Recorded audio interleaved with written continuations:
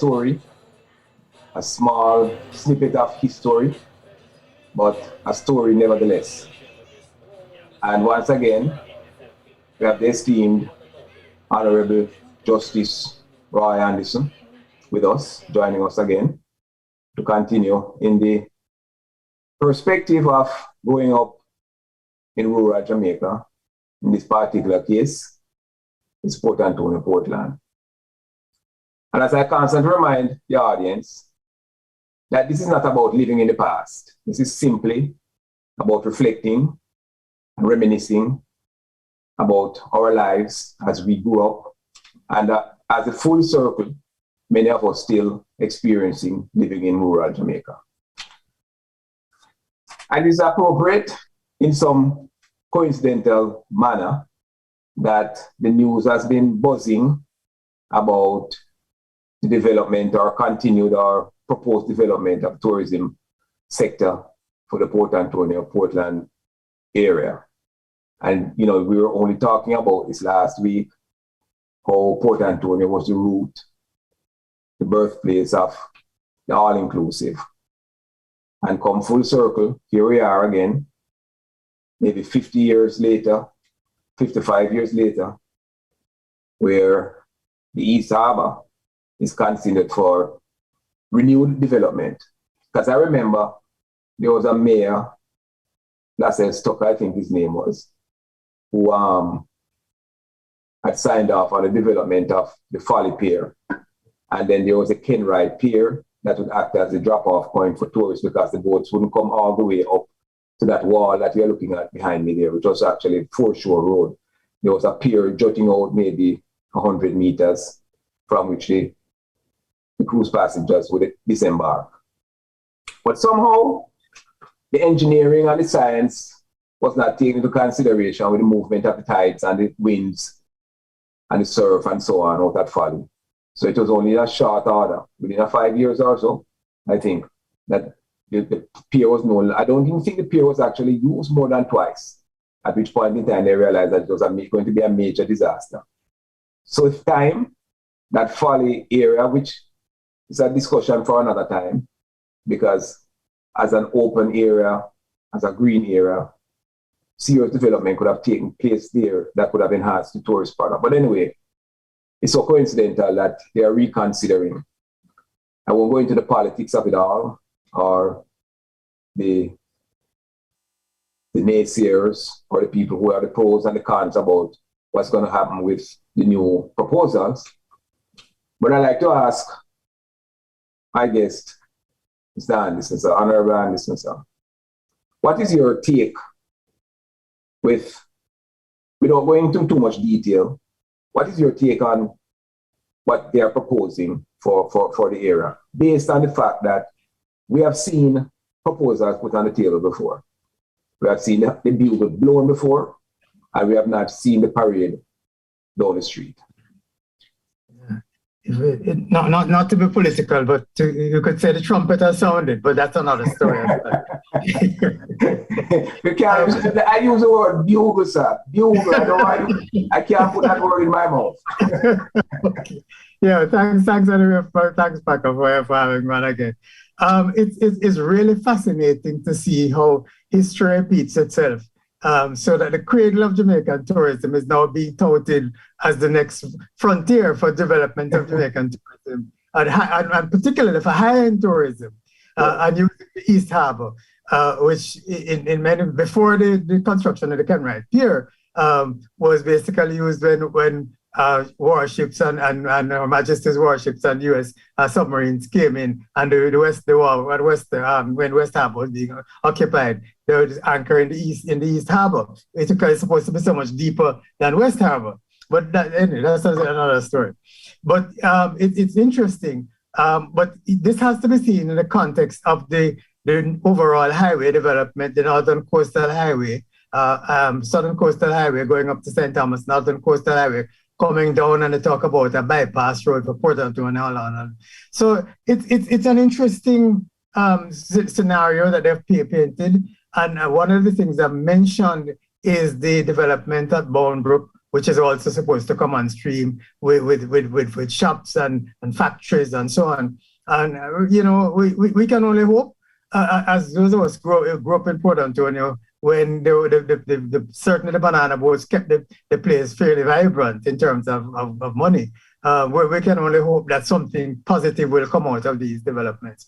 The new road coming into Port Antonio, the new Boundbrook developments, and so on.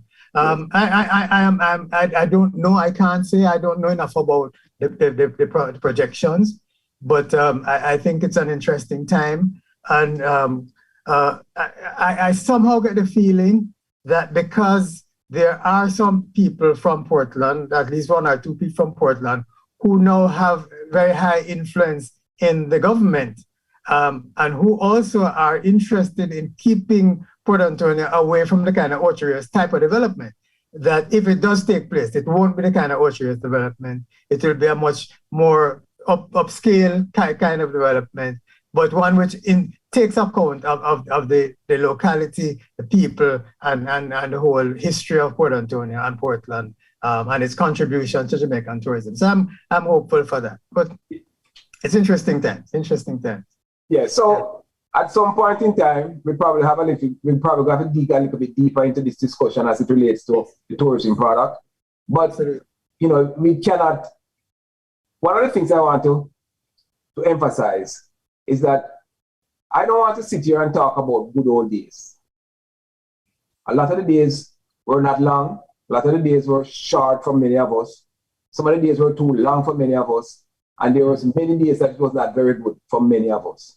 Mm. So what I'm talking about here is just telling the story. It's just kind of bringing to the fore, kind of a reminder, a reminiscing of understanding how things were and how life's full circle, the 360 degrees, has come around.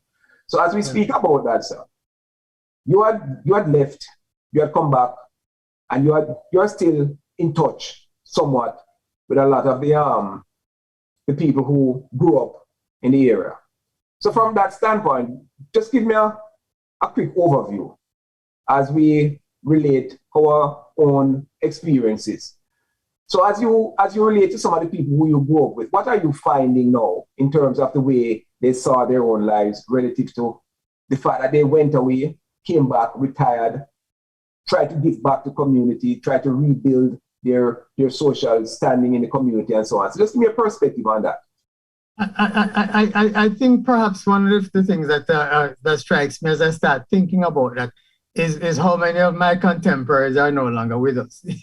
Many of them, like myself, went away, came back, did our contribution, and even after I went back to teach there, and I went away again and came back home, I was on the board of the school for a while, as was my younger brother Don, who is the market research guru. We both served on the school board in the 1990s when President Principal was the staff representative on the board. Right. So it's an interesting. I think one of the things that we noticed is well worth noting is how many of us, having come back and kept our fingers on the pulse of what is happening, have not actually gone there to live. There are some people who have continued residing there. Some people have gone away and come back. I think people of people like Sidney Pottinger and people like Tommy Tomlinson and a few others who have continued to remain there. And Cyril Chung, who has not only stayed there, yes, but developed the Carnation Bakery into a national brand. Right. And that's an exceptional achievement. Because who would have thought that a CC Bakery or Bennett Bakery could now become a national brand? But Carnation Bakery is now a national brand. You go into Mega Mart in Kingston, and before the bread is on the shelf, it's sold out. Exactly so. More power to Cyril and so on. But I think one of the things that strikes me is how the unfolding of what happened in Port Antonio in terms of its emergence from the colonial period, after the 1930s, the sugar riots and so on, the emergence of what I might call, and this is without not being pejorative, the brown middle class who occupied much of the best houses and so on around Port Antonio, like up on the hill and so on. how that has changed. I grew up in a time when, not very many people look like me worked in the banks. The guys who look like me. I'm glad I bring that up, and I'd like for you to expound on that for us, sir. People need to understand some of these things. Yes, indeed. The guys who look like me weren't behind the counters as tellers. We stood outside as the securities, the security guards and so on. And our lighter hued colleagues from even some of us who were at school with them and were much brighter. We went in and saw them, but they were the ones who were there. And then that emerged, and eventually, my Chinese friends now, some of my Chinese friends who grew up with me, then started going into the banks. And it was only late basically back in the 60s that began to change. But I'll tell you an interesting thing that struck me as I was thinking about this evening, Paul. When I was at the elementary school, certainly we're talking about 1949 to 1952. Behind what is the original high school, that part of the building, when you pass the arch, that part of the building was upstairs was the high school and downstairs was the elementary school. Behind that part of the building were 2 tennis courts. And the only time, once 3 o'clock came and school was dismissed, you stay away from the tennis courts because only certain people played on the course. And unless you're going to be a ball boy, you didn't have any business around here. But stories to be told, my brother. Yeah, and that's all within my lifetime. Yes. But it came to the point now where, everybody lives on a hill now, and, there's no distinction between classes and hues and colors and so on. Right. So I have watched how Port Antonio itself has emerged, even as Jamaica emerged, coming up from 38 to 62 to independence, and how even since then, how things have continued to emerge. But I want to say very seriously though that those of us who come from small town Jamaica, rural districts, rural areas like Port Antonio, have played a major influence in the country or in development of this country, in terms of our culture, in terms of our science, in terms of our education. I mean, Jamaica would not be the same without T.P. Lecky from Swift River, and the development of the Jamaica Hope, Jamaica Red, and Jamaica Black Cattle. Would not be the same, but for the fact that we had the Festival of Music, Arts and Drama in Portland as a prototype to what happened later on. Yes, indeed. People like Professor Edward Bow, who became a public orator at the university, is above from Swift River, Port Antonio. Yes. And so and people like Manly West, yes. And the development of things like the Canasol and Asmasol and so on. These are major contributions. And one last thing I want to mention. There was a famous headmaster at the primary school, what was properly called the Port Antonio Upper School, who was O.G. Edwards. O.G. Edwards is alleged, in this is a time when very few people got to go to high school. And if you really wanted to do well, you did the first, second, and third year Jamaica local. Yes. And those people who came out of that system with OG as principal became the first permanent secretaries and leading civil servants in the Jamaican government just before independence, and kind of set the standard for what the Jamaican public service was like. So, it is owing to people like OG Edwards and towns like Port Antonio and schools like Titchfield and Port Antonio Upper School that kind of has formulated very significant who we are as a people. And the people out of Manchini who dance, and the people out of the Valley who beat the drums, and the Maroons of Charlestown and so on. They are the ones who, in so many respects, have formed the culture and have now determined who we are at this time. So it's a fascinating story coming out of that little part of the country. Absolutely. And this is why it is important. Yeah. I brought an individual like yourself, whose generation understood at a perspective different from what I have had. Because I can start getting into references from my generation, right, but also influence not just Port Antonio, Portland, or Jamaica, but the entire world in what they have done. And I'm not necessarily just talking about lawyers and doctors and Indian chiefs. I'm just talking about people in general. Because for me, the accolades of the highest achievement does not necessarily make a good human being.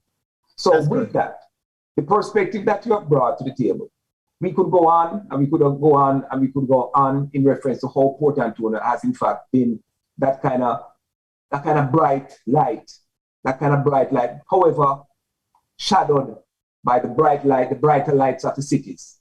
Yes. But what I must say is that these discussions must serve as learning tools for many people who pass through Port Antonio, who experience Port Antonio people, who don't understand much about the history of even their own towns that they're from in other parts of Jamaica. And what I'm going to be doing moving forward is bringing on the other individuals from rural Jamaica to kind of get a reference, because a lot of what we are seeing here, I will emphasize, it's not necessarily unique.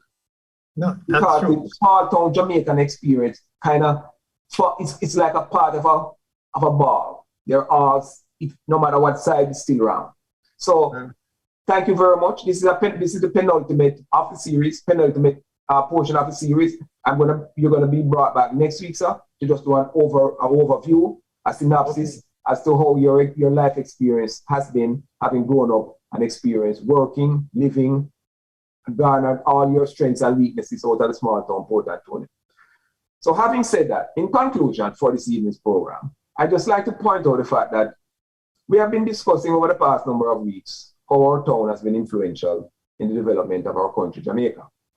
And with that, we see coming into the news, issues of sporting, accolades or lack thereof.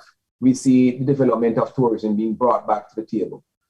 So while sometimes our talk is going to be based on serious issues, I must remind the audience that at some point in time, the storytelling is going to take a different turn. We're going to bring on additional people who are going to throw in a whole different thing into the mix, into the soup, so to speak, the talk soup, so to speak. So with that, sir, all I'd like to say before I go is just remember, a lot of what we do might not be able to change the entire world, but we can do good things within our small sphere to clean up our little corner. Thanks again, sir, for joining me this evening. As I always say, walk good and take it easy. Thank you so much. Bless you, my brother. God bless.